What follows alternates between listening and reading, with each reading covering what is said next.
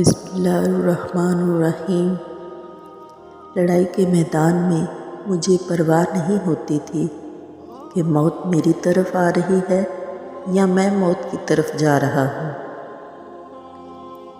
یہ دلیرانہ قول اللہ کے شیر مولا علی علیہ السلام کا ہے، جنہوں نے اسلامی غزوات میں ایسی شجاعت، بہادری اور بے خوفی کا مظاہرہ کیا تھا کہ جس کی کوئی مثال نہیں ملتی۔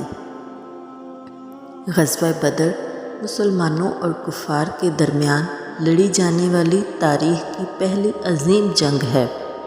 حق و باطل کا یہ معرکہ 17 رمضان المبارک سن 2 ہجری کو مدینہ سے 150 کلومیٹر کے فاصلے پر واقع بدر نامی مقام پر لڑی گئی۔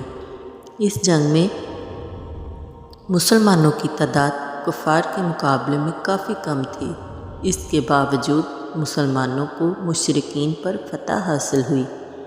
اس فتح کی ایک بڑی وجہ حضرت امام علی علیہ السلام اور حمزہ رضی اللہ تعالیٰ عنہ کی خاص جانفشانی تھی۔ دراصل مکہ میں 13 سال کفار نے محمد صلی اللہ علیہ وآلہ وسلم اور آپ کے اصحاب پر ظلم و ستم کے پہاڑ توڑے اور ہجرت کے لیے مجبور کر دیا۔ جب مدینہ میں نبی صلی اللہ علیہ وآلہ وسلم کی دعوت کامیاب ہونے لگی تو قریش کو یہ خدشہ ہوا کہ کہیں ان کی حاکمیت عرب سے ختم نہ ہو جائے، لہٰذا قریش مکہ نے مسلمانوں کا تعاقب نہ چھوڑا اور اس برحق جماعت کی جڑ سے خاتمے کے لیے اپنی پوری قوت و طاقت کے ساتھ میدان میں اتر پڑے۔ اس جنگ میں مسلمان مجاہدوں کی تعداد صرف 313 جبکہ کفار مکہ کی فوج 1000 کے قریب تھی۔ مسلمانوں کے ساز و سامان سواریوں کی قلت کی وجہ سے 2-2 3-3 آدمیوں کو ایک اونٹ پر سوار کر کے لے جایا گیا تھا، جس پر وہ باری باری سواری کرتے تھے۔ نبی صلی اللہ علیہ وآلہ وسلم کے ساتھ سواری میں حضرت امام علی علیہ السلام اور زید بن حارثہ رضی اللہ تعالیٰ عنہ تھے۔ بدر کا میدان تھا اور دونوں لشکر آمنے سامنے کھڑے تھے۔ مشرکین کے صفوں سے 3 شخص اپنی تلوار لہراتے ہوئے للکارتے ہوئے میدان میں نکلے اور مسلمانوں کو دعوت مبازرت دی۔ یہ عربوں کے جنگ کا دستور تھا کہ جنگ کے آغاز میں وہ زور آزمائی کیا کرتے تھے، لہٰذا نبی صلی اللہ علیہ وآلہ وسلم ان 3 حریف یعنی عتبہ بن ربیع، شیبہ بن ربیع اور ولید بن عتبہ کے خلاف حضرت امیر حمزہ رضی اللہ تعالیٰ عنہ، حضرت علی علیہ السلام اور عبیدہ بن حارث رضی اللہ تعالیٰ عنہ کو میدان میں اترنے کا حکم دیا۔ حضرت حمزہ نے چند لمحوں میں ہی عتبہ کو ہلاک کر دیا۔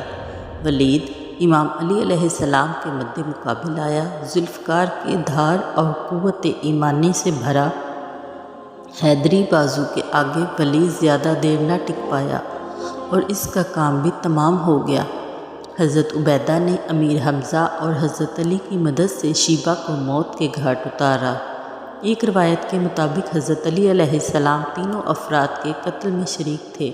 اسلامی لشکر نعروں سے گونج اٹھا اور کفار کے خیمے میں ہلچل مچ گئی۔ گھمسان کی لڑائی شروع ہوئی اور دیکھتے ہی دیکھتے مسلمان کفار پر غالب آنے لگے۔ کفار مکہ کے پاؤں اکھڑنے لگے۔ حیدر کرار علی علیہ السلام کی تلوار دشمنوں پر برق بن کر ٹوٹی۔ وہ فوج جو تمام جنگی ساز و سامان کے ساتھ مسلمانوں کے مقابلے میں 3 گنا زیادہ تھے، ان کا تمام غرور و تکبر میدان میں بکھر کر رہ گیا۔ یہ ایک فیصلہ کن لڑائی تھی جس میں اللہ کے وعدے کی سچائی سے مسلمانوں کو غیبی مدد کے ذریعے فتح نصیب ہوئی۔ ناظرین، ابھی تک آپ نے ہمارے چینل علی والے کو سبسکرائب نہیں کیا تو برائے مہربانی سبسکرائب کریں۔ شکریہ۔